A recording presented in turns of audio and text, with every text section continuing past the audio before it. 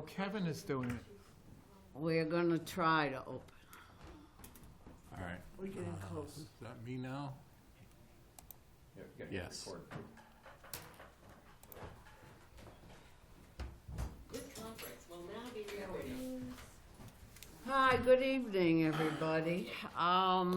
We're opening a little late, unfortunately, almost 6:42, 6:40.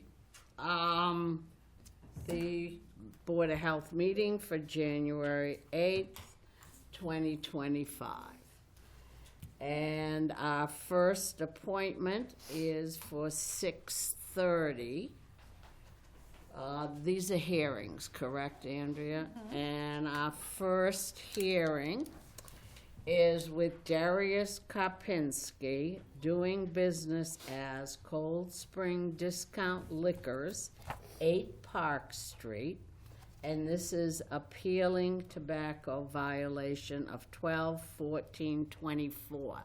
Now, before this hearing, I need to introduce the board, and we have David Godsing. Why couldn't I say that? The doctor, Jim Potter, Kenneth Elstein, and Colleen DuRocher. And my name is Leanne Connolly. I am the chair. Now I need the applicant to introduce themselves. Yeah. Come on up. Yeah. You can sit down. I can sit down here. So my name is Darius Karpinski. I own the Cold Spring Liquors, Discount Liquors, center of town, and I'm here to appeal the fine. Okay. Andrea, do you wanna discuss with the details, please? So I can introduce Pioneer Valley Tobacco Control Coalition. They're acting as an agent to the board by conducting tobacco control inspections on behalf of the Board of Health. JJ Prusak is the inspector with Pioneer Valley. She's on the go-to meeting, so she was the one that conducted these inspections. And Meredith O'Leary is the coordinator for Pioneer Valley Tobacco Control as well. So they'll be part of the hearing, and JJ can explain the violation and the nature of the inspection and why the inspections are done. Just looking at the rest of this, so we've introduced them. And so we'll just remind people that the question that might be going before the board as part of the appeal is, did a violation of state law take place? And if it did, we've cited the amount of the fine, which according to our Board of Health tobacco control regulations and the state tobacco regulations, which is 105 CMR 665, which our Board of Health regulations reference. And these state regulations also give the local Board of Health the authority to enforce the state regulations. Examples of the state regulations would be selling to anyone under 21, selling flavored tobacco products or tobacco product flavor enhancers. In this particular case would be, failure to maintain a record of the manufacturer certification for tobacco products, certifying that they do not contain a flavor or a characterizing flavor, or they don't constitute as a tobacco flavor product enhancer. So those are examples of state law violations that the Board of Health has the authority to enforce and uphold the fines. It's also included in their local tobacco control regulations. So I guess unless Meredith, there's anything else we need to do, I think we would address Cold Springs discount as to, you're appealing the violation Do you want to state a reason? Did the violation not actually take place? Could we state what the violation Was, is? And Yeah, okay. also, I thought we were supposed to hand the hearing over to the tobacco inspector. Okay. So the violation that was cited is failure to maintain a record of the documentation submitted by the manufacturer or a manufacturer's agent certifying that such tobacco product does not meet the definition of a flavored tobacco product or tobacco product flavor enhancer, and that the product lacks any characterizing flavor. And that is a violation of the state law entitled An Act to Modernize Tobacco Control and 105 CMR 665, which we do have copies of here for the retailers that are in attendance. Thank you for that. Isn't it also a violation of our own regulations? Which The is same included in it, language? yes. So we have the authority to So enforce that according to our regulations as well.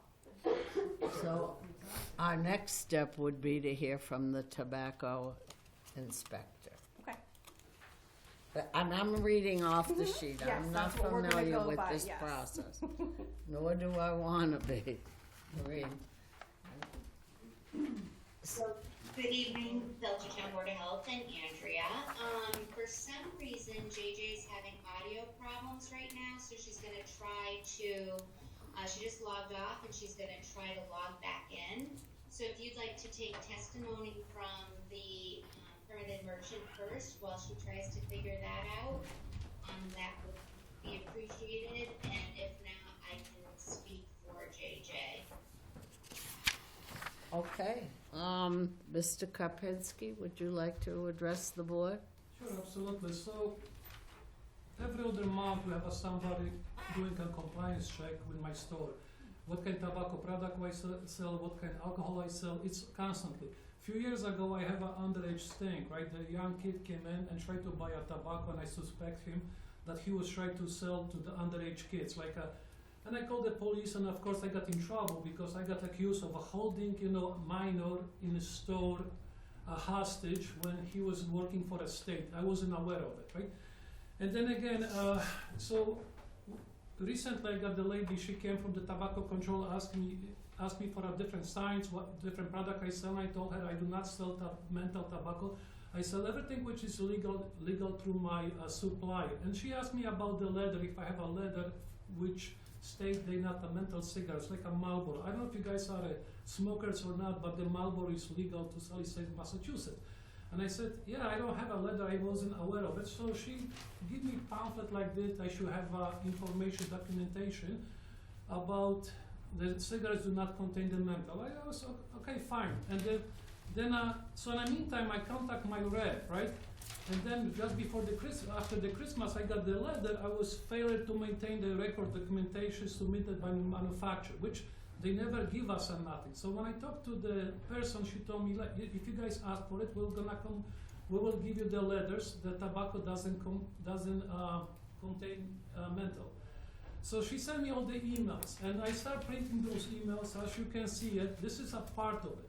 Okay, this is how many I got. I don't sell that many cigarettes. That's part of it, that those cigars do not contain the menthol. And I talked to Andrea before the meeting, and I showed her one of the emails, which I got it from the supplier. It contains 293 pages of the tobaccos. They're not in Massachusetts. And I refused to print that. That was way too many, because if anybody's who's gonna come for inspection, they're gonna spend 2-3 hours in the store trying to figure out, wait a second, this tobacco, yes, this one. And we're supposed to have a record for everything.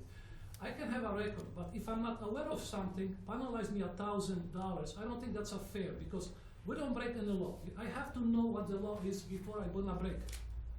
And I wasn't aware of it. If I'm not aware of it, how I can have those pages?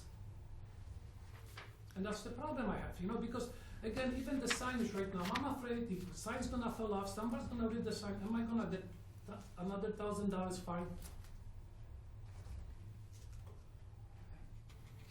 Thank you. So- You aren't aware of the need to fill out the specific form? Yes, I wasn't aware of the documentation that I had to, let's say, if you will come to my store, I'm not sure if you smoke it or not, but doesn't matter, right? And you want to buy like a cigar, like a Cohiba cigar, and you will say, like, does it have a menthol in it? And I will tell you, I don't think doesn't have a mental because it's illegal to buy in Massachusetts, and I buy everything legally to my supplier. I don't do outside the state. And then you will ask me for documentation, so I have to provide you. I wasn't aware of it, because if it's legal for me to buy it, it should be legal for me to sell it. And that's the answer to it. Okay, now should we give, well, either Meredith or JJ back on? is JJ back on? JJ, can you hear us? Not Meredith is mute. Can we unmute Yeah, her? JJ is on, but she is having difficulty Okay. hearing for some reason.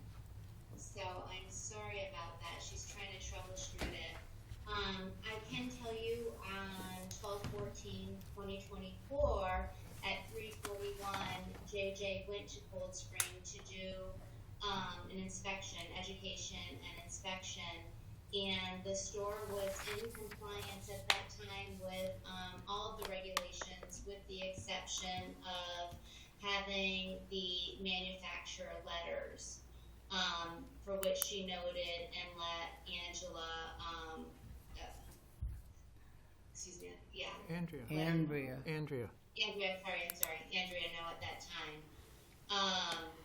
So the manufacturer letters are indeed a part of the state requirement, 105 CMR 665.010, and it states prior to the sale of a tobacco product, a retail establishment other than a smoking bar shall obtain documentation from the product manufacturers or the manufacturer's agent in a form and manner specified to the Department of Public Health, certifying that the product does not meet the definition of a flavored tobacco product or enhancer, and that it's under a certain milligram. I'd like to tell the board that this is a frequent violation of a lot of our stores, as I think you may have noticed in Belchertown is too, because it was really a confusing requirement of the state, and it's super hard sometimes having to also require on the third party to have something that's a requirement.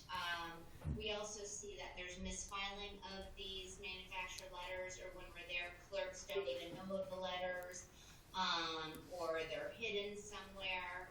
So there are many reasons why there's many of our stores are in violation of this requirement. So we've spent really the last year and a half focusing on educating our merchants about this requirement, and it is, if you have a lot of products, it can be quite cumbersome, but we're all about, compliance. We don't want to do any, have any unintended consequences for the work that we do. So, part of what I'd like to say is just compliance of this regulation is critical for protecting public health and ensuring that tobacco flavored products are not available in your community. I also like boards to consider prioritizing education over immediate fines when it's found that retailers are found without this documentation, but it is up to the board. So I just wanted to provide that to you as well. Thank you, Meredith. Andrea? I just wanted to ask Meredith, is it common for some of these letters to be 300 pages? Or It can be in great length, yes, I've seen them, yeah. JJ, are you on? Can you hear us now? Yeah. Sorry about the that. letters, there are a lot of requirements that have to go into the letter, so they can be great length. So that's why in the beginning, we were actually thinking about as a strategy, Andrea, and I'm sorry I got your name wrong, I was punting because JJ wasn't on and trying to figure out what I was gonna say.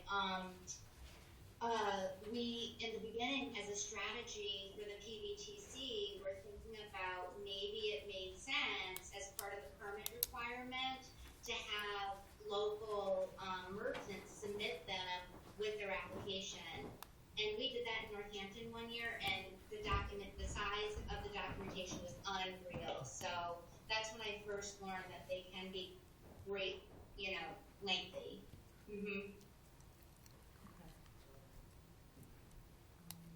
Now, according to this documentation, we shouldn't have any discussion amongst board members right now.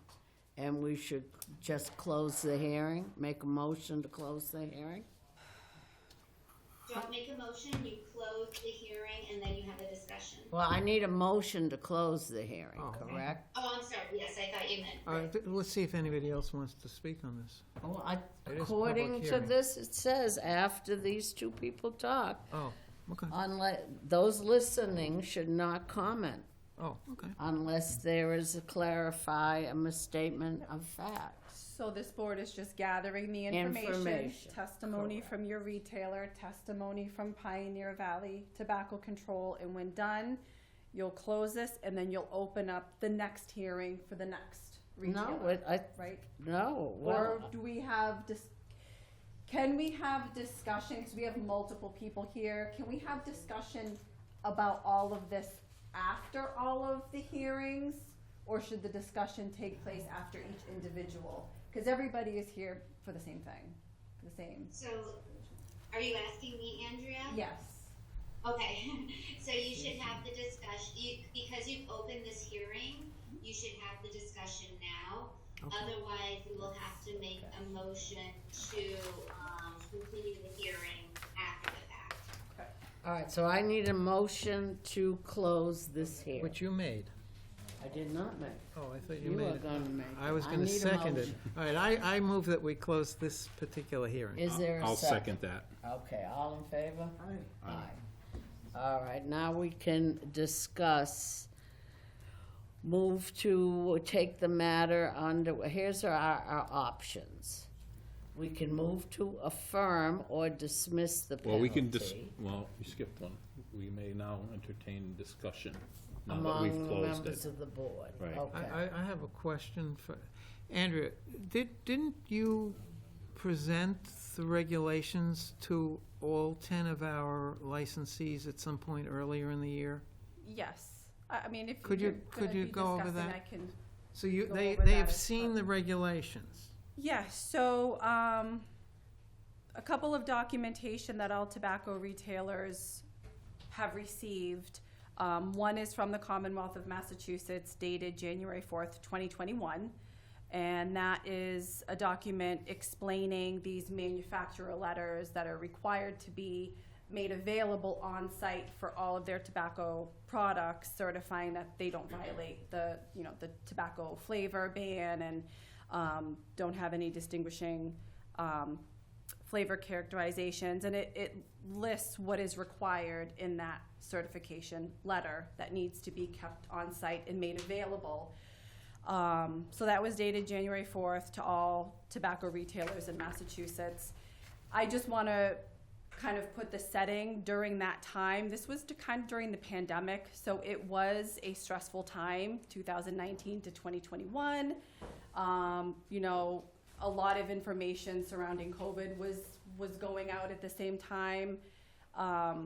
It is understandable that a document like this being sent during the pandemic could have been misplaced or lost or forgotten about. I just want to put that into perspective, the timing of that letter. And then at the same time, the Quabbin Health District and Belchertown Board of Health was not part of Pioneer Valley Tobacco Control Coalition. Our retailers were not getting compliance checks and education about the state laws, and when the state sends out letters like this, they're not following up with education. They're not going to be visiting or calling the tobacco retailers to make sure they receive the letter, that they understand it. That responsibility of reading the letter, understanding and asking questions rests solely with the tobacco retailer. Our Board of Health regulations were just updated in 2023 and became effective in February of 2023. And that was a major update from your previous regulations, which I think was in like the 1990s, and then it was amended in 2016 to include some of the, you know, the changes in Massachusetts law. So, but in 2023, when our tobacco regulations were updated and in effect, all the tobacco retailers were given a copy of the public hearing notice, a copy of the draft, and once everything was finalized, they all received a copy of the regulations. So, I mean, it is the responsibility of the retailer to read what is being sent to them. You know, it's less than a 20-page document, and the regulations for the state 105 CMR 655, which we have here, is like 9 pages. So it's not a very lengthy regulation, and certainly, you know, when we did hand out the regulations, you know, if anybody had any questions, you know, they can always contact me. I am easy to get a hold of, and I can answer questions and walk people through this. So, but at the same time, we're now in, you know, at the end of 2024, you know, we've now been part of Pioneer Valley Tobacco Control for, you know, a few years now.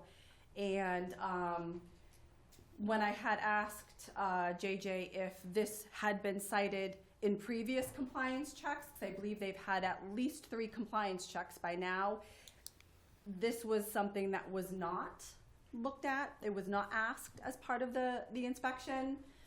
So I am sensitive to, and I understand the appeals and how at this point, because out of 10 retailers, 9 had the same violation, and again, Meredith said this is a very common violation that they're seeing.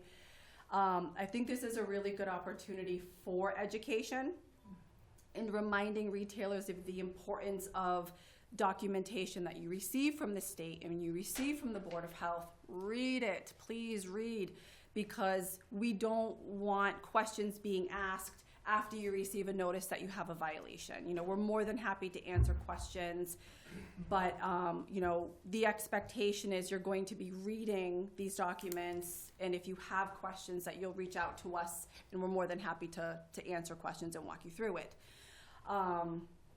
So it is up to the board, ultimately, if you want to uphold the fines, if you want to dismiss them.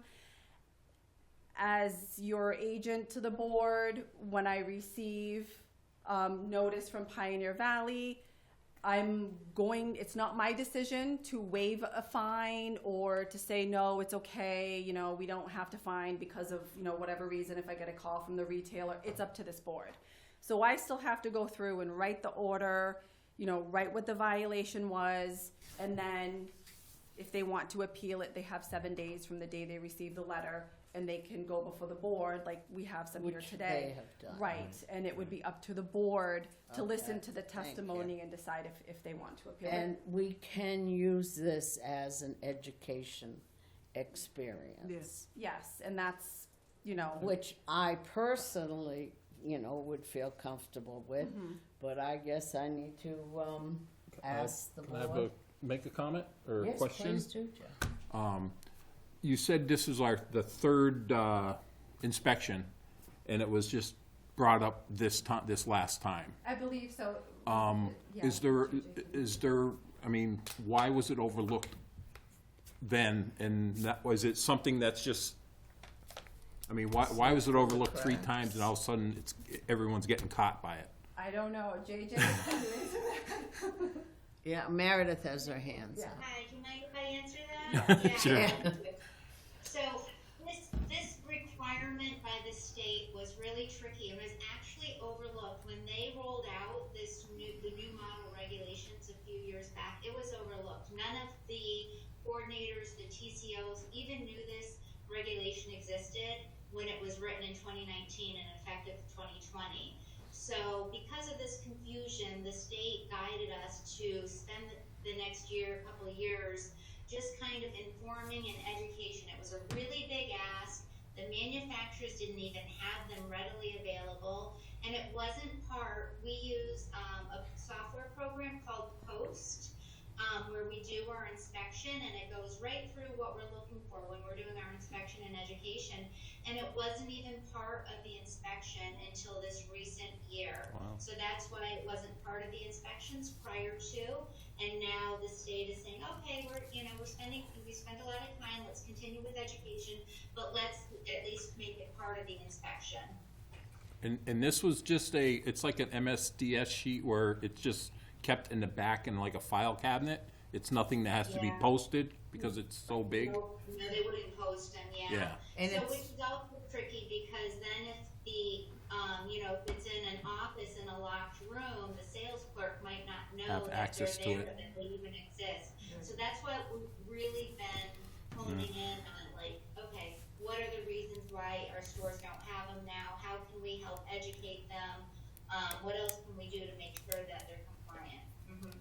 Well, it Right. seems like there's been some So, discrepancies. excuse me, but, so you're Okay. saying this regulations are so lengthy and confusing that the tobacco board hasn't even been able to get into checking into it till this last of 3 or 4 inspections? So you weren't even able to get on top of it yourselves, really? I am saying that, yeah. Yeah, We so- actually did a, Um, I'm sorry.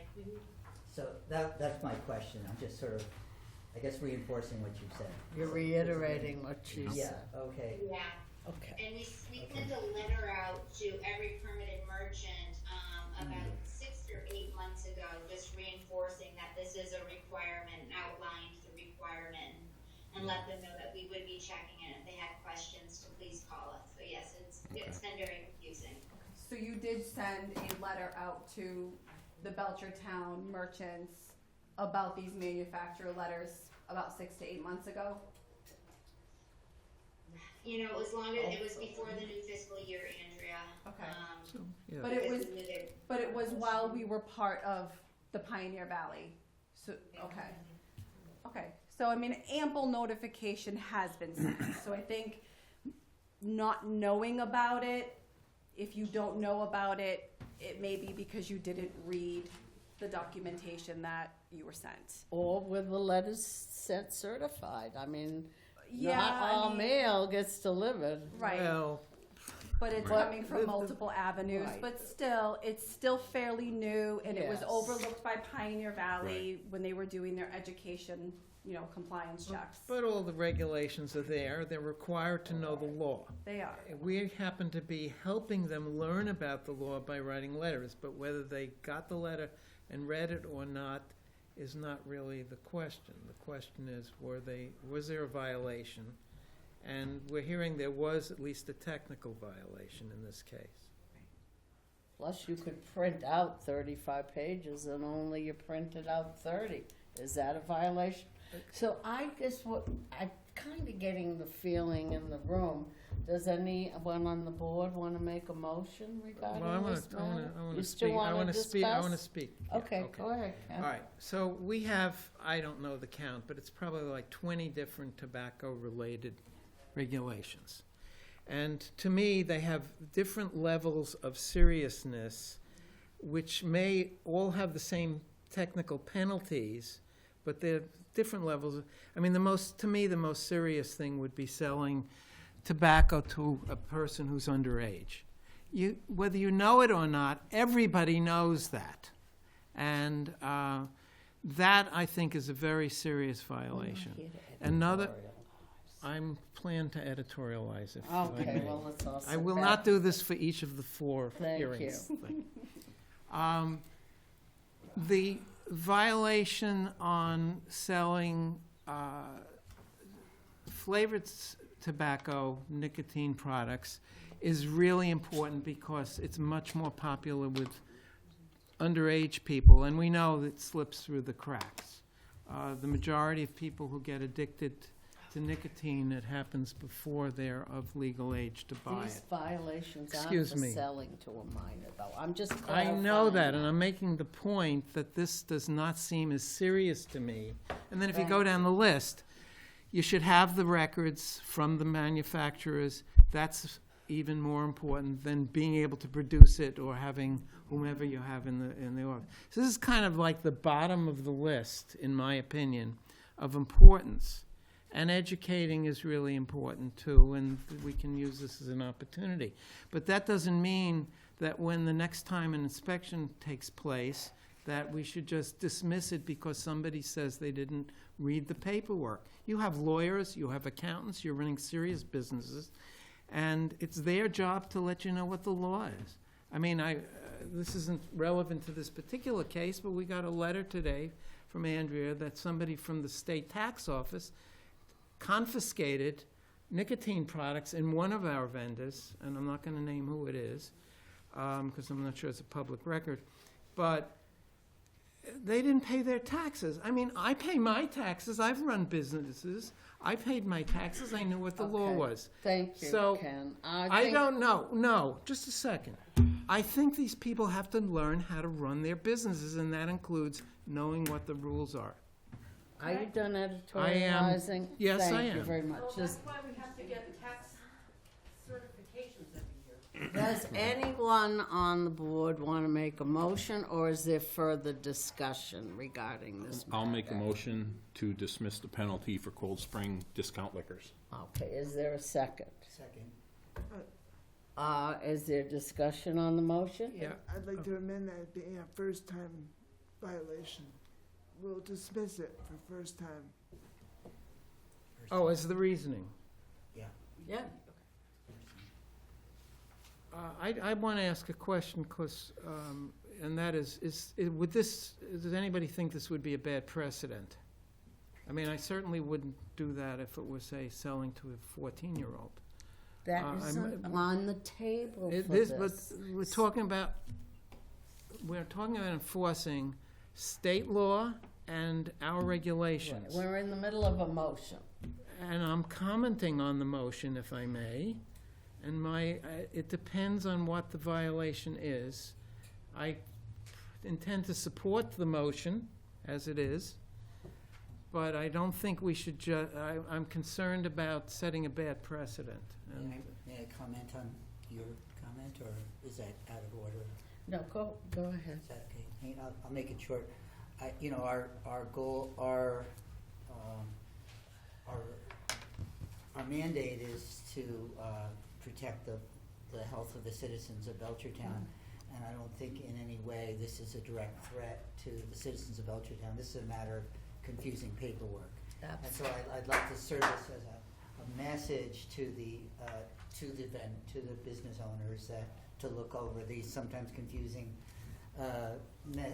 mail from the state, and which can be confusing, being the Commonwealth, and next time get a hold of it. But Thank you, David. That's a $1,000 fine seems onerous in this instance. Is there any more discussion on the motion? Nope. Okay, do we want to vote on the motion? Yep. David? Aye. Vote on the Jim? motion. Aye. I'll just take myself. Leanne, aye. Can Ken? I? Colleen, aye. So the vote passes unanimously, and we are going to dismiss the fine for Darius Karpinski doing business as Cold Spring Discount Liquors. First time, right? First time offense. Go ahead, Nan. I just wanted to just respond to Ken's concern about setting a precedent. I think that this is showing that the board is willing to work with the Yes, tobacco retailers exactly. and their understanding of, the timing of this regulation coming out from the state, and then, Pioneer Valley not, doing that education until just recently. Right. So there's a lot of factors that are at play in regards to these manufacturer letters that apparently can be very cumbersome, like with 300-page document. Although it may not be as severe as selling to someone under 21 or in Belchertown born on or after January 1st, 2004, it is still a state of Massachusetts law, and the fining in the state Massachusetts law for something like this is a $1,000 fine. And if it happens again, the second violation of it, it's $2,000, and then a third is $5,000. So we can't be less strict than the state. So even though they're going to waive, you know, the fee in this case, it doesn't lessen the Severity? right, and the necessity Okay. to follow the rules, Right. because Right. again, if a violation like this is cited by Pioneer Valley, you know, they may end up upholding the fine, and imposing that $1,000, even if, yes, it seems, it is a lot, but that's not up to us to lessen. Right.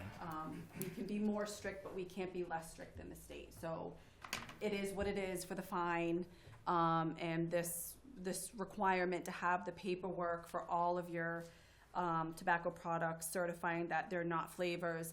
It's a state law that, you know, we can't change, you know, but we have to go through with the fining and citing people for it. So, my question is. Excuse me, could you identify yourself? I'm Deborah Kopas from the Village Package Store. And if Pioneer or anybody's coming in to do an inspection, so if we have one clerk on, and we have to take that clerk out so that somebody can go over these 300 papers, who's responsible for our store? The owner. So, no, sometimes the owner's not there. It's just that one clerk covering. It might be the night shift and they come like 7 o'clock to do the inspection, or sometimes on a weekend. So I'm sure JJ can answer this too, but I imagine Pioneer Valley is not going to purposely overburden the store clerk that's solely responsible for managing the store at that time to go over the paperwork. Usually they'll ask, if there's a customer at the counter, they're not going to be, you know, trying to pull the clerk aside. They're going to be respectful and let that transaction in the business take place, and then, you know, ask the clerk, you know, this is what we're looking for. Can you please, you know, show us? And maybe if you have everything in a binder, they just give them the binder, and Pioneer Valley will look through it. But I imagine, and JJ can add to this, they're not going to be asking the store clerk to go over all of those documents, because the store clerk's probably not going to know. I mean, as long as they know where that documentation is and can make it available, Pioneer Valley will go through it. JJ, do you want to add to that? I think you answered it great. Okay. Exactly. I know I go in, I'm totally aware of, you know, their first responsibility is working, and if they're customers, I'll wait. I'll check other things, you know, signage, stuff like that, until they are free. And yeah, as long as they know where they are, that they have them where they are, and then, you know, they don't need to be going through all of them with me, or, yeah, I try not, you know, make it a pain for them. Thank you. All right, so we can move this meeting along, because we're already about an hour behind. As far as for Mr. Karpinski, he's all done with us this evening, and he'll receive some form of documentation. I will send a letter. Okay. Can I ask a question? Yeah, yes. Identify yourself, Yes. please. Hi, I'm Lisa Lessard Pearson, Vice Chair of the Belchertown Select Board. We do have a 6:45 hearing, though. Well, I know, let her speak. I Okay, here we go, it's quick, here we go. I want to understand the motion. Are you making a motion that first violations of this specific paperwork administration piece will, if a business is found to be non-compliant, will get the benefit of education? For this hearing, yes. And then, so my question is, and going forward, if a business, this is the first time, for 10 businesses to get the same violation over a paperwork, a piece of paperwork, I agree with the board. I think the board in its wisdom is making the right decision. What I'm asking is then, is the precedent, because you were talking about precedent, that, first-time violators of this, only this, will be an opportunity to educate. Well, I guess time will tell. We can have that discussion. Right. Don't interrupt me further as we move along, but we now have a 6:45 hearing with Deb Kopinski, doing business as the Village Package Store, appealing the tobacco violation of 12/14/24. And the violation is having the record of the manufacturer certifying products, which we just discussed at the last meeting. Without, unless there's gonna be any arguments, I'm going to waive the introduction of the board members because we've already done that. And- Let's resolve the last case first. I thought we had. Lisa brought up a question. Did we, for Mary's sake, I want to make sure it's in the record correctly that we're waiving the fine, but for first time. In this, at least for this person, we'll hear the Yeah, other for this three hearings. person. Well, and- she wanted to make sure that's the way, you know. I don't know, yeah, I don't know, I mean, There's a motion and second that might add that. Well, I asked if there was any discussion on the motion, so. we already passed it. We already passed it. Right. I think we may want to distinguish between the other three who are appealing here and the 5 who have not appealed. I think we, Well, but why right now, we have another hearing. I've opened it. We're gonna do this hearing by hearing, and then afterwards we can discuss, Thank you. like, Right. the other ones that did not, I think to be fair, it's, Yes, we're that's gonna, really what happened. that's my recommendation, but Yeah, right now, we can only, okay.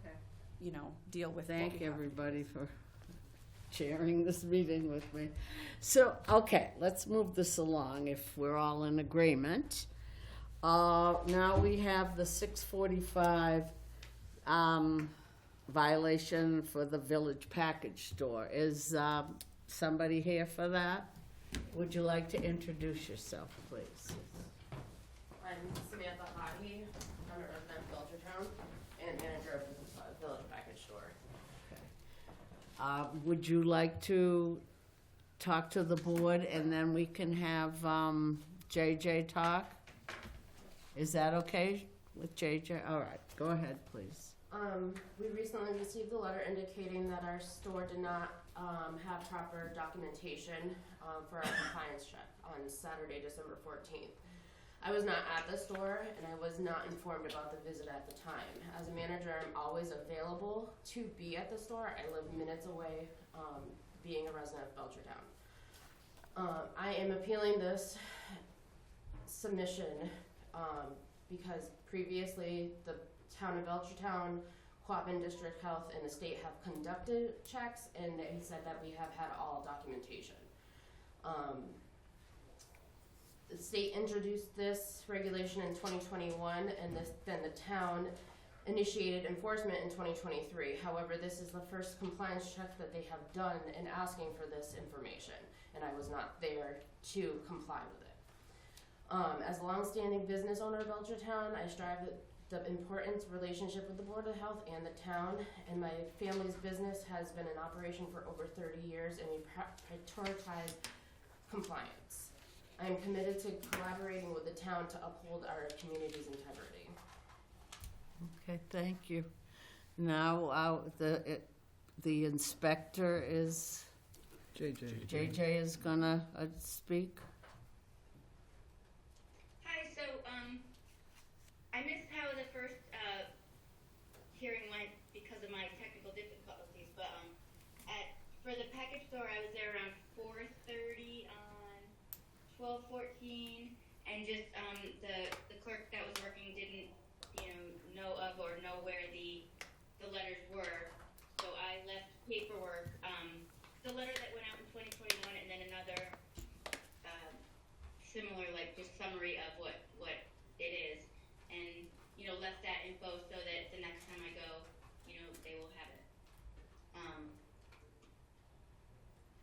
guess that's it. I always show up with like a folder full of any missing sign, if they have signage that's missing, I just to help out and make sure they have everything they need. And then, I gave that letter just to kind of remind everyone, that that's what's needed. Okay, now I want to ask for a motion to close this hearing. So moved? Do I have a second? I'll second that. Okay, all in favor? Aye. Aye. Now we need to open discussion regarding this matter. Mr. Elstein? I think this is very similar to the previous one, and I think we should do the same. So I'm going to move that we waive this first violation. Go ahead. You made a motion. Yeah. Okay. Second was Dave, so I guess we are now going to vote on the motion. Colleen? Aye. Ed? Ken. Ken? Ed is my middle name. Aye. Myself, Leanne, aye. Jim? Aye. Dave? Okay, so the motion passes, and we are gonna dismiss this violation for the first offense. Thank you. Thank you.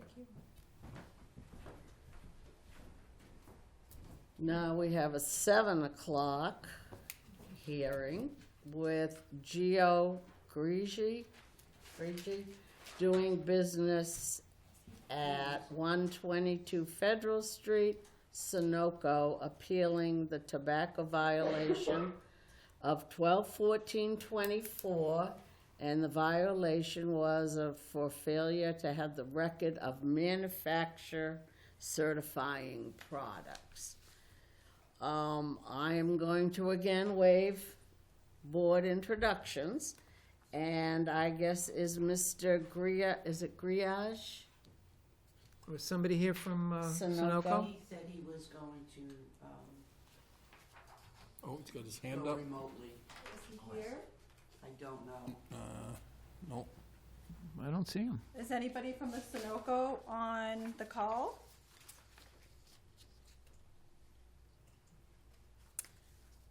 Do we have his? Do we have a written appeal? Yeah. Do we, No, he sent an email and asked me for, just to be. But put he on- didn't give an explanation or Oh, anything? we don't have like, no, he's saying that he's going to appeal and if I would give him the, okay. He's not on here, I mean, so Meredith, if Gio's not here, for the Sunoco to appeal, even though he did request something via email, can the board move forward and vote to dismiss the first offense like they are with the others? Right, so the board could either continue it to another date to have the hearing to give an opportunity to attend. However, it seems like the way that the board is going, I would feel very comfortable stating that the board could make a motion, as they were going to if we were present. Okay, thank you, Meredith.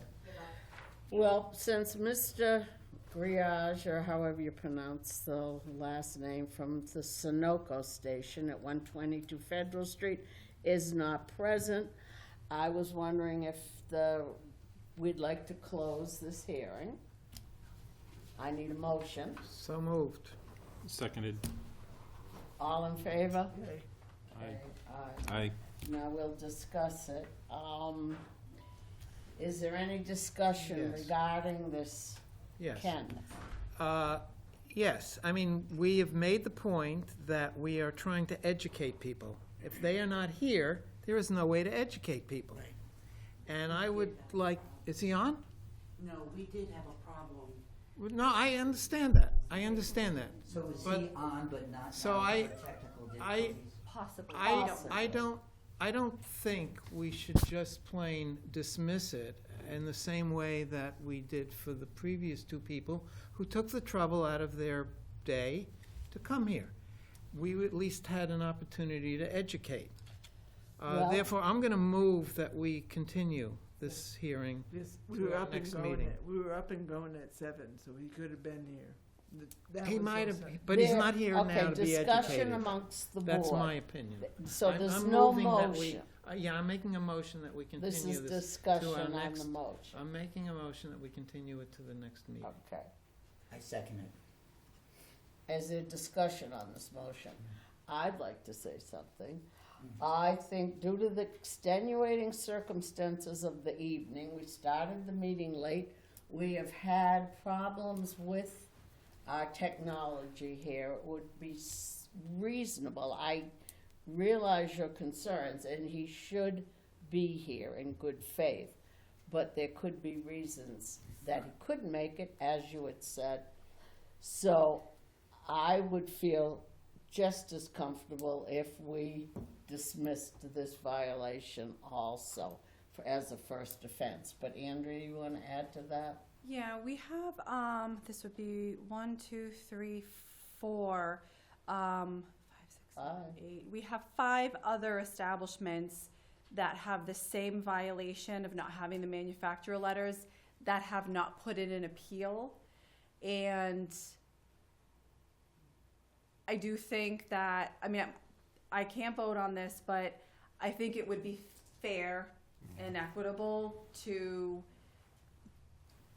end up extending that waiver of the violation to the rest of the retailers, even if they have not filed an appeal, which I would recommend not extending the hearing for this particular person, or for the Sunoco.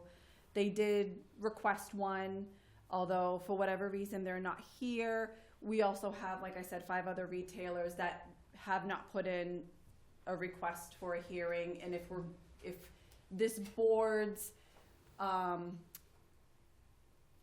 if this board's consensus is to let this first violation for this specific violation go, I think regardless if somebody has applied for, put in for an appeal, I would extend that. And myself and Chris Hogue, we plan to go out and visit all of our retailers in light of this last inspection from Pioneer Valley and do more serious education. The last time we were there, I think it was back in June, Samantha was correct. She, said that we did not go over and discuss the manufacturer letters. When Chris and I were there at our tobacco retailers, we did an unofficial type of inspection, but we focused on signage, the minimum cigar pricing, the flavored products, if they had like a humidor or a cabinet that wasn't behind the register, we made sure that it was locked. So we went over specific things, but not everything. So, although that's not an excuse, just because we didn't say it, that something was a violation and didn't go over everything doesn't mean, that if they have a violation now, that it's an excuse to waive it because they weren't specifically told. However, this is kind of a newer requirement to have these letters, and I think this given the volume of retailers that had the same violation, this is a red flag that more education is definitely required, and we plan to go out and do more education on everything and really, make sure that everybody understands their requirement to read the regulations and understand it, ask questions. So I would recommend not continuing the appeal, and then just Thank you. yeah. We have a motion. We have a motion on the table. So, first of all, we have to vote No, on. first of all, we have to debate the motion. Are we still debating the motion? I was not aware. Your motion, go ahead. My motion. Go ahead, Mr. I would Elstein. like, three of the 9 violators, or theoretical violators, have taken time out of their evening to come here. And we are giving them a major thing by not fining them $1,000 or $100. The other ones, 5 of them have decided to ignore us completely. And I think they need to take this board and the government of Massachusetts seriously.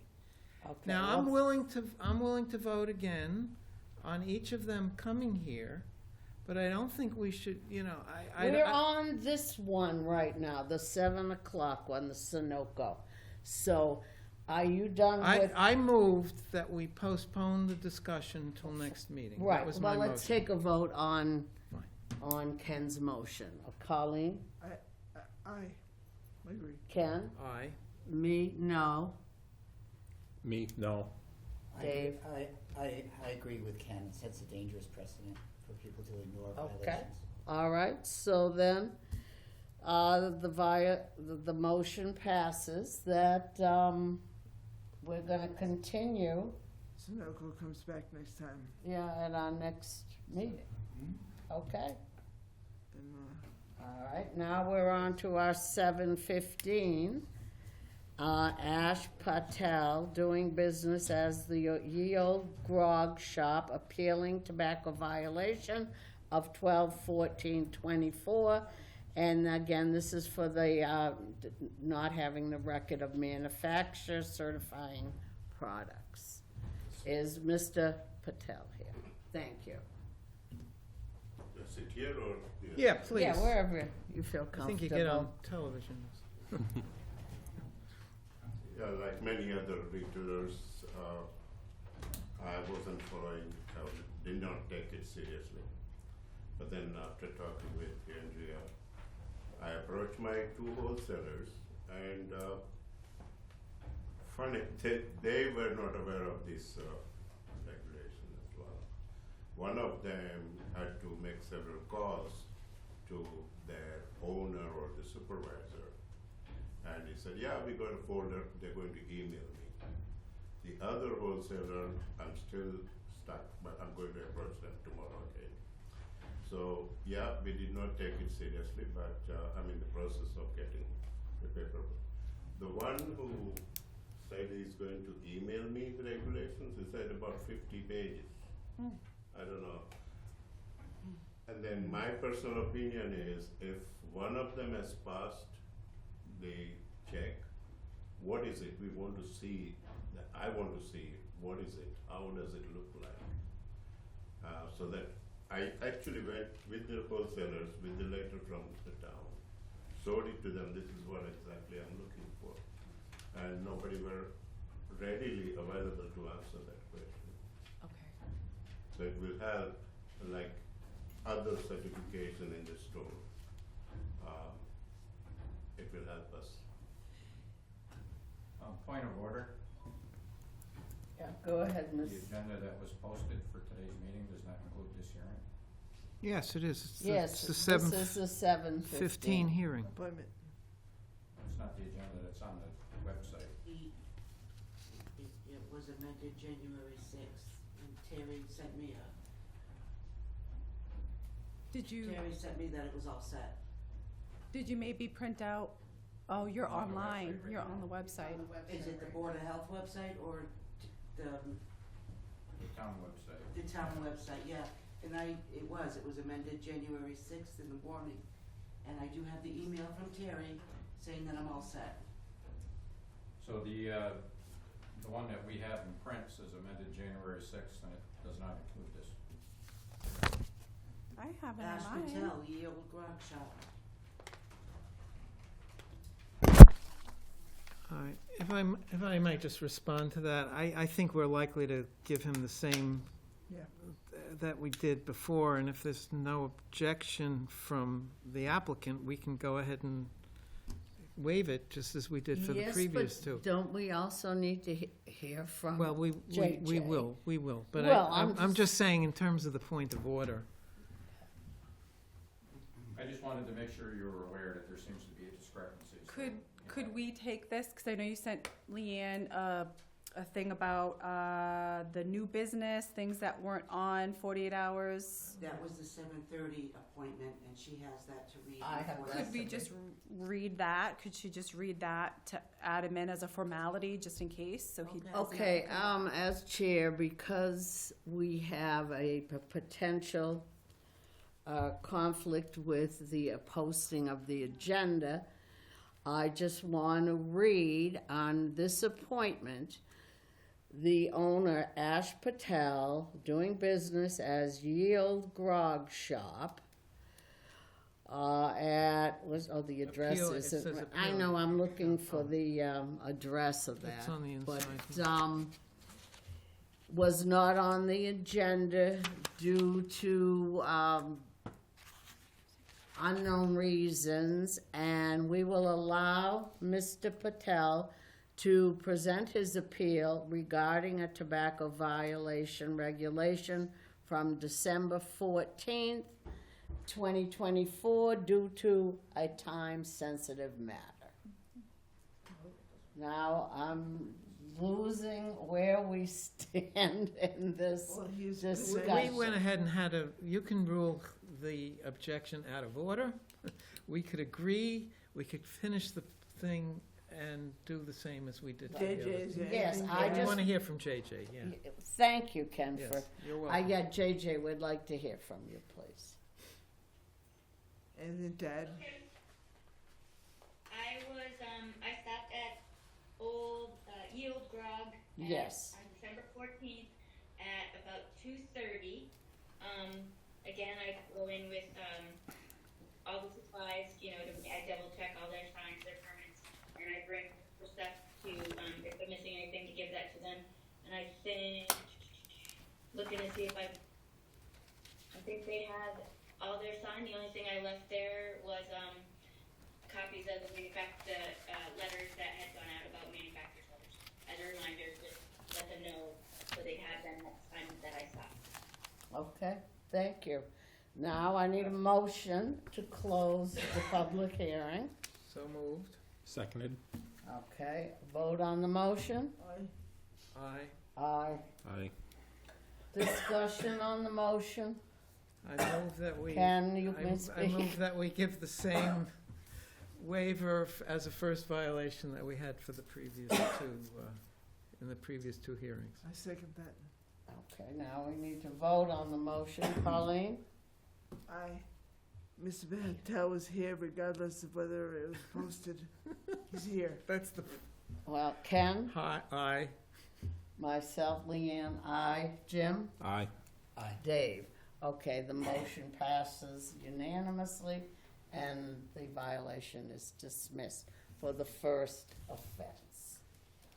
Okay, now, last but certainly not least, we have a 7:30 hearing. No, 7:30. Yes, we do. Oh, that Ken. isn't, okay, that's not. on.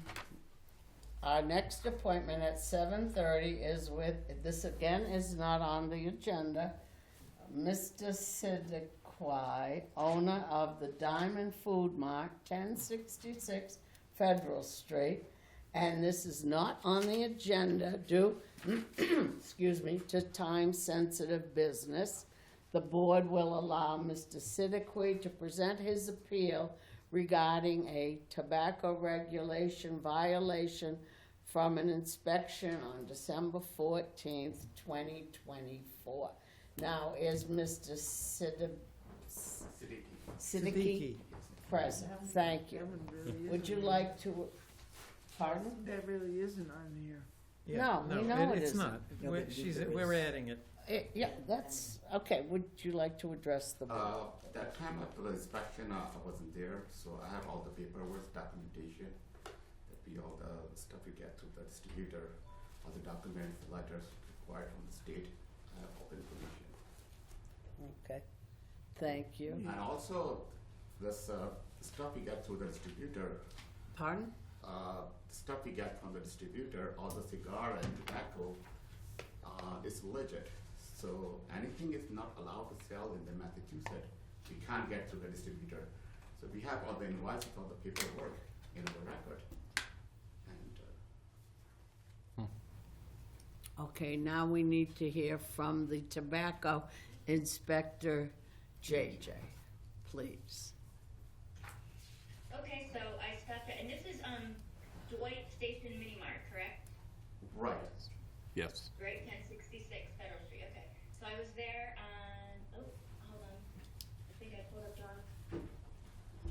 the wrong date, but, I was there also on 12/14, at about 5:19, and I left looking, it looked like they had all of their signage. The only thing, I just left the manufacturer, the letter about the manufacturer's letters. So they had everything else except, the manufacturer's letters. Okay, thank you. Well, now we need to close this public hearing. May I ask a question, Well, I think, Mr. CD? go ahead. So you're saying that the paperwork you're supposed to do has to do with products you can't get because it's outlawed? Is that what you're saying? No, So I that have all the paperwork required for, Yeah. the distributor. But any product that's not allowed to sell in Massachusetts, we can't get to the distributor. Anyway, Yes, like a cigarette, which you're talking about, the cigarette paperwork. Right, right. Cigarette has department stamps. Anything not allowed to sell in Massachusetts can't be stamped and we can't have on the shelf. Right, So we can't get through the distributor. right. So it's legit allowed to sell in Massachusetts, that's why we are getting through the distributor, and then it has a state stamp. Right. so that's- Now, we need a motion to close this hearing. Is there a motion on the board, from the board? So moved. Seconded. Aye. Aye. Aye. Okay, so we all voted unanimously to close the hearing. Discussion regarding this hearing. No discussion. No discussion? Yeah, Would well, anyone like to yeah, make a motion? Yeah, I move that we regarding this? waive the fine in this particular first offense case, as Second? we have for the other Seconded. three. Okay, all in favor, Colleen? Ken, Aye. myself, aye. Aye. Jim and Dave. So the motion passes unanimously, and we're going to dismiss this violation. Andrea, do you have something to add? I have a question for Pioneer Valley. So the comment was just made by our vendor that any product that they're ordering to be sold in Massachusetts has to be a legal product. If it's a flavored product or something that's illegal, they're not able to purchase it through their vendor. Can you comment on, you would think that should be the case, but are there products out there that vendors can still order and get and sell that may be flavored or illegal to sell, that kind of they might not know themselves as a tobacco retailer, but how does that happen? Because I know that there are products that might be sold that maybe they're not supposed to. Yeah, Meredith. Meredith, who was speaking? Yeah, I think I can you hear me? Yes, we can. Okay. I think I understand the question. So some products are clearly flavored because they say so on their label. Like, for instance, a cigar that says cherry is clearly flavored. However, there are these products that we call concept flavors that are flavored tobacco products that are not explicitly labeled as a flavor, but are in fact flavored. An example of this is something that might be called jazz. So it doesn't specify a flavor.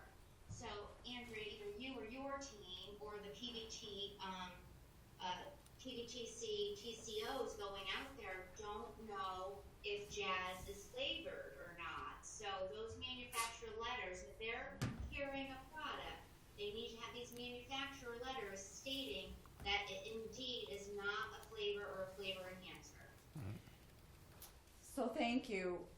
And that protects the vendor, the tobacco, not the vendor, the tobacco retailer. Merchant. So if in the event, you know, an inspection is done and, you know, they have the certification letters from the manufacturer, does it ever happen that maybe after a certification letter for a product has been sent out saying that it's not flavored, that later on down the road it come to find out it actually is flavored? So even if they have that letter, now it is considered a flavor product? Yes, so that has happened, so that's why we have, the guidance about what in these letters is more comprehensive. But yes, sometimes they're third or fourth party letters and they hadn't come right from the manufacturer. And so that had happened and we were suspect of these flavors because the collaboratives all talked together. So then we would purchase a product and we'd actually kind of do the sniff test ourselves. And then we would, if we at the PDTC thought it was a flavor and there was a question at one of our community stores, we would have the purchase the product and have the board open the product and do the sniff test for themselves and make a determination. So there are letters that aren't quite legit that we have fallen due to before in the past, but now that they are direct manufacturer letters, we haven't come across this as often as we used to in the past. But Okay, thank you, Meredith. I'm trying to move the Yes, I'm sorry. meeting on a little bit. So we're all set now with our appointment with our hearings, correct, for this evening? Okay. As the chair, I would like to take a discussion item out of, what's the word I'm looking for? Sequence. Sequence, and address the where are we? The shed. Shed, the request from the Department of DPW for approval for installation of a universal waste shed at the transfer station. Thank you all for Thank you. attending tonight. Thank you so much. Thank you for hearing us. You'll be Okay. seeing me. I'll be visiting everybody. And you'll get documentation, correct, Andrea, in the mail? Okay, so now we have Linda Ledoux to present this evening, and thank you. Yes, thank you for having me on the agenda tonight. So the DPW received an RDP grant for funding for a universal waste shed at the transfer station. A $5,000 grant was written, and in order for us to receive the funding, we need to get local Board of Health approval. So I'm here in front of you tonight to just explain the project, and would be looking for you to submit a letter that accepts the shed. We did this back, I think it was in 2019, when the recycling shed came in. It was under Steve's purview, so we did seek a letter at that time, and I know Donna sent some information to Andrea with some language if that's the way you want to go. So I do have some handouts if you want to see. Yes, please. So the Recycling Dividends Program is an annual program that the town participates in, and we receive points through certain education programs and recycling programs. And this is then an additional opportunity to seek funding for to further some of the initiatives. Interestingly, so we just received $5,000. Interestingly, DEP is actually requiring this as part of the next year's requirements. So a universal waste shed is going to be required by every operating transfer station. We're lucky that we were a little proactive and received some funding to move ahead on this. So we did get an estimate from, let's see, see, from Skips. They're willing to hold the price even though we got it back in the fall. So it's about $7,000 for them to come and install the shed. We will be installing it with shelving, signage. There's required signage through DEP that we will make sure is installed correctly. And what this is gonna do is currently we do have a shed in place. So we're not actually putting a new shed in the transfer station. We would be demoing a shed that is currently a small waste shed that holds the bulbs that we collect. Public is not in and out of that shed. And then behind that is where we have some storage of some of the equipment that the staff uses. So this will remove those two, that one shed that has two uses, installing a new bigger, a new shed that will have a middle wall, so it'll still be separated. But this will be something that the public can actually enter. We will have shelving for the light bulbs that will be labeled. We will have shelving and depositories for the specific batteries. Some of the batteries need to be taped. We will have some tape available. We will have a much more education, piece of what's happening with the batteries. Right now we have a little kind of bench that's just outside of the Coffee cans. Yeah, Yeah, and you just go in and even though it was labeled, it's just a mix of batteries. Yeah. So this is going to be much more organized, much more educational. It's going to comply with the DEP standards, and because state law allows for the local board of health to oversee our activities down there, that's why I'm coming to you first to see if you would approve of this project and be willing to submit a letter of approval. Well, I personally feel it would be a win-win for the environment, and as a sometime confused resident of what batteries and what goes where You're and not whatever, alone. I appreciate the clarification, and I think Mr. Elstein Yeah, I just have has questions. comment. So, probably for 15 years, we've had a hazardous waste days, and that was then expanded where we could go to neighboring towns and also participate. Would this be in lieu of that? I'm kind of No. curious what the word universal means. So this is going to be for storage of mercury, so actually thermometers and things. We do have that already in a little container, but this is for batteries, mercury, and light bulbs. Stuff we already take, Yes, but not stuff that would go into a hazardous waste day. correct. So we'll still have the hazardous waste day, right? That's for other materials. We will still have that day. Those products that are taken in at the hazardous waste day are products that we don't take down at the transfer And then station. things like drugs go to the police station. Right. Gasoline. Oh, yeah, and tires, Size, paint, those are. all paint. that stuff. Those go to, right, that's for hazardous waste day. all that We stuff. don't take Yeah. daily at the transfer station. I love hazardous waste day. So there's clearly two different things that the town has managed over the last couple of decades. One is household hazardous waste, which is a single-day event. Right. And that's for chemicals. Universal waste is defined as solid objects like CFLs, your fluorescent bulbs, Yeah. your cathode ray tubes, which the younger generation don't even know what those are Yeah, anymore. yeah. They're all TVs are flat. Yeah.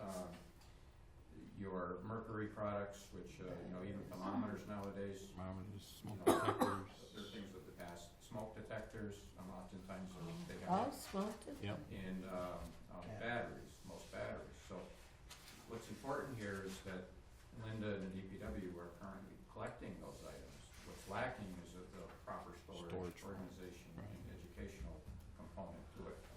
So when we ask permission to site a shed, we're basically supporting an existing program. Right. The Board of Health's purview here is whether or not we can site a shed. Right. We're already collecting those items. Right, right. So this is actually, as And- Mrs. Connolly stated, going to help the environment because it's a protected area where people are not gonna be tripping But, over these right. things, knocking them over, breaking CFLs. Yep. So it's really a good thing to have, and that's why she's pursuing it. And the shed is on pervious area. There's no, Currently, the Grading or- staff, yes, it's gonna be, it'll Right where be the old one is. on an existing, Slab. currently the staff brings the light bulbs containers out and then puts them in at night. The public doesn't have access to the universal waste shed that we currently have. The batteries are stored outside in another container, so this is gonna, put everything together, make it organized, make it educational. My staff spends a lot of time sorting those batteries and taping the ones that needs tape. That takes a huge amount of time. Yeah. So this, my hope is by having the identified depositories and which batteries go where and which ones need tape, public are gonna be able to do that themselves, and then we're just gonna be Yeah. able to move that product out, when we dispose of it. It'll be more efficient. I hope so. The more education, the Yep. more likely people won't just put it in the trash, because that's, I think, a big problem. I was just thinking that too, Cal. And if- Ken, would you Yeah, like to add to just that? quickly, when I was sitting in this chair 15 years ago, and you remember it? When you had her job, and Gary Brome was the town administrator, I said, if you don't give people a way to do something legally, they're gonna do it illegally, and they'll just put these in the orange bags, and we don't want them doing that. So, of course, we're gonna support this. All right, is Speaking there for any myself. more discussion regarding this matter? We don't have to vote on it. I think you do have. Yeah, we should vote. All right, I well have something then, to say, discussion-wise. I just wondered, that this is a terrific idea. I think of all the people that are getting rid of their, these products through private garbage pickup companies, and there's no way to do it legally. The more this could be publicized, I don't know, article in the Sentinel, however, so people, just know about it. Yeah. It's a terrific Yeah, that's a idea. good Would that be idea. available to everybody, or only people who pay for the sticker? only people that pay for this. So what happens, what about his question? What happens to the, what is it, 50% or something of people in town? General trash. A lot of the Imagine, private haulers will right? bring their collections to sorting facilities where they actually have people go through it. Yes, Including broken thermometers. correct. So oftentimes it's too late when it gets to that Yeah. point. Yeah. A broken CFL is not gonna be, Yeah. it's in the environment. Yep. So the transfer station, it's a very good question. The transfer station has two components for fees. One is an annual pass. And with that pass, you get a lot of different free, it's not free, but they're included under the cost of that pass that you can utilize, like brush disposal. Right. Most of the universal waste products, recycling, you don't have to pay an additional fee to get rid of your bottles and cans. So if people wanna have a trash pickup and still utilize the transfer station for certain items like universal waste, they could do that. It's only when they wanna bring their solid waste in that they have to pick up a second fee, which is a pay-as-you-throw.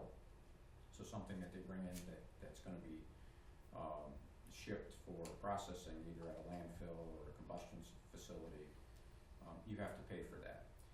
And the reason why we have this dual fee structure is because we want people to recycle and sort everything out of the waste stream that they possibly can, so we charge extra for that waste. And it almost forces people to sort through it themselves. Yeah. So that's how we enforce the DEP waste bans. The town doesn't necessarily come up with these bans themselves, it's a state ban, and that's how we manage it. So it's a good program. So for $130 a year, you can bring your fluorescent bulbs in, you can bring your brush in, you can bring your recyclables. It's not until you start bringing in pay items that you have to pay the extra fees. It's less for seniors. Yes, I was gonna point that out. I'm sure you were. I thought I'd beat it to you for My once. way. Okay, now, do we need to vote on this, Colleen? Yeah. Make a motion to approve the shed at the transfer station. Did you, Transfer I'll station. second it. yeah, that's the way the evening's been going. Yeah. Okay, so, Colleen? Aye. Ken? Aye. Leanne? Aye. Aye. Aye. Okay. Oh, it passes unanimously. Yeah. Yes, So that we can just. oh, you'll have that letter first thing in the morning. No, she's staying up late I tonight. mean, 8 a.m. we'll get it to you. It's on record that it was approved. Yes, absolutely. Yeah, we just need it in order to get the Thank funding you. for the program, but Okay, we'll get it. Okay, nice thank to you. see you all. Thank I haven't seen you in a million years. I know. Nice to see you. Yeah. We'll talk soon. All right, now we have another action item, and it is the Board of Health's fiscal year 25 appointments. And they are not listed in the previous minutes. So I have to read this list down? Maybe I could just Action. move that I think we already approved this. Agents So were I'm just the gonna only move, we approve the appointments. list as it's printed here. In the January 8th, 2025 agenda. Is there a second on the motion? You made a motion. Yes, I did. Colleen seconded. All in favor? Aye. Can I ask a question? Yeah. What exactly does the physician advisor do? Well, that's you, Dave. Question. No, it isn't. Andrea, yeah, Or physician Colleen? advisor. That's not me, that's They do Dr. this- Scott Yes, Siege. they do the standing orders. So when like the district Um. orders like vaccine to do a vaccination clinic for like Belchertown, I believe there's like standing orders that are needed for like approval for Vaccines. that to be done. Got it. Cause Kirsten's just like a registered nurse. And I've been on this board now 5 years, and I've Don't never say seen this just. person. Yeah. Sorry, yes, she is a registered, not a doctor, but she's a registered nurse. She's good, though. She From is. where, and he has 5-star ratings. Okay. Not on Yelp. And now our final action item is discussion on smoking cessation. No, there's Classes. something about Ken Elstein is single signatory. I was gonna skip that part. Aren't you running the whole show anyway? Well, yeah, it's the action June items in order. I 12th, the object minutes to. do not reflect that Ken Elstein is a single signatory for our business. The Noted. board's business, noted. Now, last but certainly not least, smoking cessation Do you need a vote? classes. Did somebody make a motion that No. Ken Elstein? No. I make a motion We that, need that. I make a motion that Ken Elstein be the single signatory. Thank you, I'll Mary. second that. All in favor? Aye. Okay, I have a question about that, because I have been acting as a single signatory for the last No, 7 you're- months. Since June, you've only signed one, and that's the one that got kicked back because I don't have meeting minutes for it. So I I have to sign it used to again? do that. Excuse me? Do I have to sign it again? I have, Oh, okay. I have it here tonight, plus. That's they got part of the added to- warrant articles, okay. Okay. Last but certainly not least, or maybe not, is smoking cessation classes, or how we can sponsor some. I mean, the goal, the Board of Health, we're spending all this time, we don't want people to start smoking, and yet we know that it's so hard for the people that are smoking to quit. I would like to know what it would take to conduct those classes for under either the Quabbin Health District or the town of Belchertown Board of Health. And I've talked to Andrea and Kristen about it, and I just want to know how we could possibly move that forward. If you have any ideas, Andrea, of who would like to take that class. I would think Kristen, as a nurse, would be the most beneficial to get certified.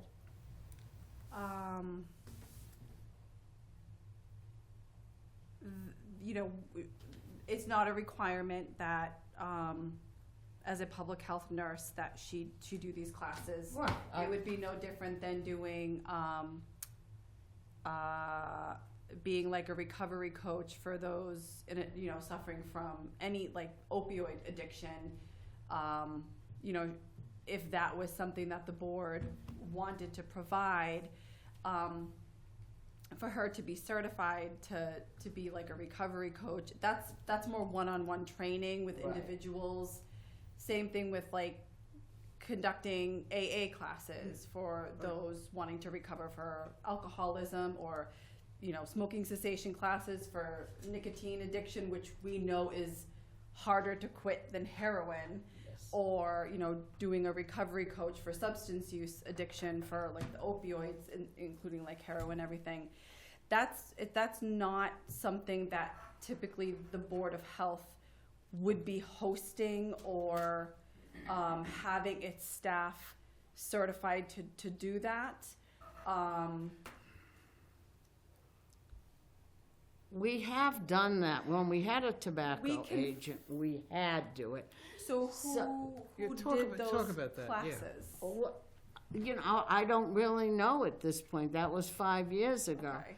I guess the important thing here is does the rest of the board feel it's something that we should look into or try to do? And I feel strongly about it because I think that'll be just as effective, hopefully as effective as, regulating and getting people not to buy tobacco products.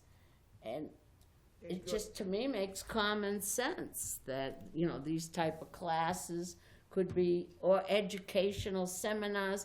Well, you also said there's some brochures and information that we can put on our website. So I'm imploring the board, if there's anything we can do to help the citizens of Belchertown to quit smoking. Ken? As I've told you before, I'm supportive of this. I'm hoping that there would actually be customers, people who, you're saying that 5 years ago we were doing this? The Or some- tobacco, we had a tobacco agent, Remember and this, they Mary? did it was probably longer than 5 years ago. But there, if there are people who want to quit, we should do everything we can to help them, is my opinion. Now, whether we have the money, whether we have the personnel, it's possible Pioneer Valley might have some thoughts about this. Maybe they could hire a person who would take this and go from town to town or something. I'm just throwing out ideas. I think it's a good idea. It's a good idea, and it kind of would validate the rules that we just implemented to prevent smoking continuing. You might get more bang for your buck by doing it online. We could just don't have to go town to town. You could also do this online. Well, I guess in the interest of time for this evening, could we table this and discuss it at our next meeting? And Andrea, you could look into this a little and see our options, and also what would be the most effective way to let people know that we have this information on our website? Right. Yes, there are resources and websites that we can refer people to help them quit smoking. We can make that available on the Quabbin Health District website and the Belchertown Board of Health website. We could, Kirsten could do a quick little article to put in the paper, with some of these resources. She could actually do something in her next public health nursing newsletter. We're still having those, an ad put into the Ware and the Belchertown local papers. I don't know, I'm hoping you've all read it and seen the ad for her newsletter. There's like a QR code that directs you. Yes. We could put something in the next newsletter about it, and again on the website. I did reach out to Quabog Hill Substance Use Alliance, and they do have a staff member that is a certified quit coach. So I'm going to be having a discussion with her and her supervisor to see what it would take to, for her to do this. It's probably not in her formal job description. It's an extra certification she carries. So for her to do something like that for even the Quabog region, we are going to be discussing that. As far as having a Quabbin Health District staff become certified to do this, I think that is something that should be voted on by the district board, because Kirsten is Absolutely, a yeah. district employee, not just a Board of Health, employee through Belchertown. So for the Belchertown Board of Health to require a Quabbin Health District staff to take on an extra certification and provide this extra service that she's not responsible for providing Right. could be a change in job description. I and- wasn't recommending we go Okay. down that road. Okay. But, but- and then extra costs, I mean, is it possible that if we do have some fines for some tobacco violations, that money could be used for that purpose?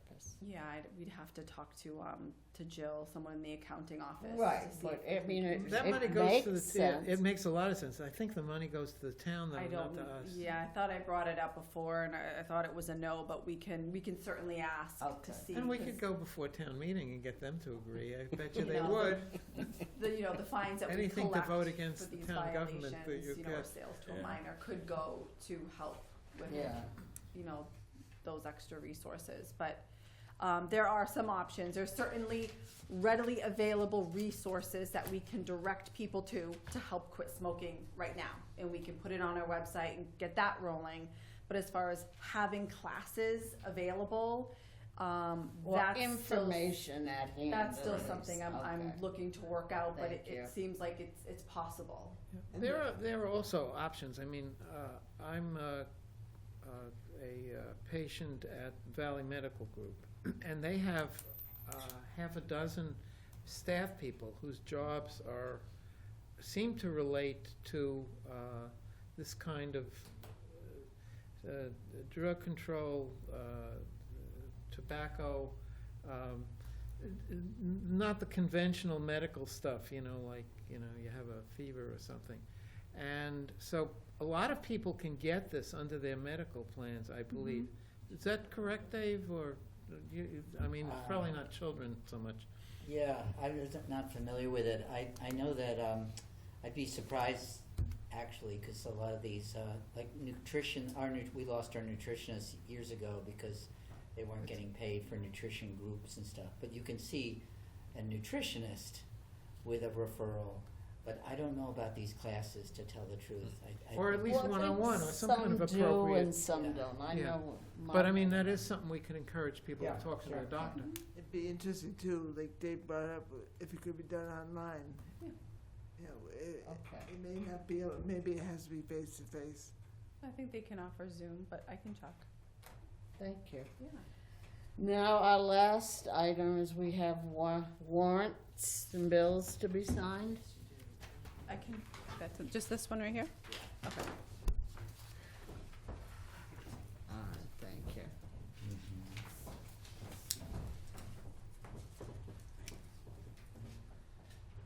The one signature I actually gave was not valid. This is really sad. Oh, the story I went of to your a whole life.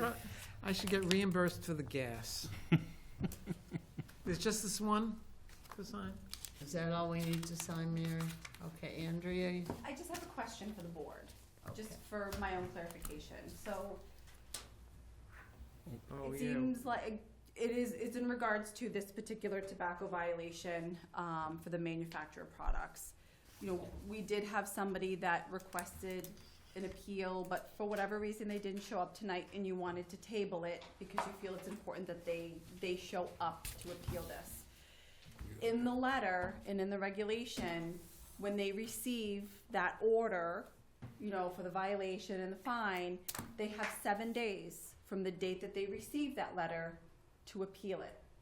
And if after that 7 days they haven't put a request in to appeal, technically, they lose that Lose the right to appeal. Right. And And when was it sent out? I'm sorry. When was it sent out? They were sent out last week. Last week. So the ones that haven't appealed yet, I don't know, do you know if we got all the green cards back for all? We didn't get all the green cards. Okay, so maybe the others that have not Might come in. requested an appeal haven't signed the green card yet to get it back to us as documentation, because the 7 days starts from the day they sign that certified, Right. that they Okay. received it. But But I just want to make sure, it seems like this board, in order to have that fine waived, they need to appeal, you want them to appeal the In letter and person. appear before Or at least this appear board. here, yeah. well, To Ken be- does. to be- At least I Does, do. yeah. To be publicly educated. Yes, because because so now I will reach out personally to those that haven't yet put in for an appeal and make it known that if they want this waived, they need to put in something in writing to appear before the board. Right. Otherwise, it wouldn't be fair that Right, that- some are going to have to pay the $1,000 fine, and then Right. the others that violated, just, there wasn't a reason other than they violated, Right. theirs is getting waived. Unless there's some circumstance that they cannot Well, they appeal. still only have, right, they still have I the mean, 7 yeah, days. right, but, But Right. say we have They one broke that's their after the leg. 7 days, Then we have to decide what the appropriate Yeah. Right, I penalty think is for that to be person. fair, they I should think still be heard. It's, I know it's a Well- split, but the majority of the board believe they can't just blow us off. That's what I feel. That- Right, Yeah. They and can't I just don't blow think us off. that's the and case, if I there's wouldn't want to assume that. extenuating circumstances, Right. we just Yeah. need to know. Okay, Right. I'm, my real thinking here is there are much more serious things, and I don't Yeah. want them That was to the, ignore us, because there's no sign. reason to have I think regulations. it's- We all Yeah, the feel bottom that one you way. just covered up. so I'll reach out to them and make No. sure that they put an appeal, No. because I want to make sure That's all everybody right. is treated fairly, so Okay. if Sure. these folks that showed up tonight are getting their violation waived, I think And then there everybody was the- should, but if they need to appeal it in order to make that happen, then I want to make sure that happens. Then there was the Right. 10th case, what was that for? The one that did not violate the manufacturers that had it on site, ended up having cigarettes that were considered flavored. Oh, interesting. Which- Do So they that's want where, something but else? that one, I don't, there's really no HIPAA thing regarding it. I mean, it's public documentation and record, but that particular one, I am in contact with them. They haven't requested an appeal yet. But that's a corporate, they're corporate. And so corporate from another state is ordering these products for their establishments in other states. Right. And so it wasn't like the actual manager of the establishment that had the violation. It goes to corporate. Distributors shouldn't have sent it. Oh, man, they can't They afford, shouldn't these have, but I multinational don't- corporations can't afford a lawyer. I don't know, because this is a situation where, and if they ordered those cigarettes, and those cigarettes, they actually have the certification from the manufacturer saying that they're not flavored, then it's not the fault of the retailer, Establishment. because they did their due diligence to make sure that they're not going to be selling a flavored product. Right. If they can't supply that letter showing that they have that, granted corporate is not in the state of Massachusetts, it's Yeah. It's You're tricky. gray making, area. you're making their Yeah. case for them, but Well, I'd yeah. like I to know, hear I them would make want their them case for to- themselves. right. So they may not appeal it because it is just a violation of the flavor. In which case, we'll fine them. Right. So they would be fined. That would help pay, that would help pay for the. We'll I'm decide very that, we'll decide corporation. that. Right, Yeah. and then the other, since we have 5 others that also had that didn't have the manufacturers, 2 out of the 5 that aren't here appealing today also had a violation of not having the required signage for prohibiting flavored tobacco products.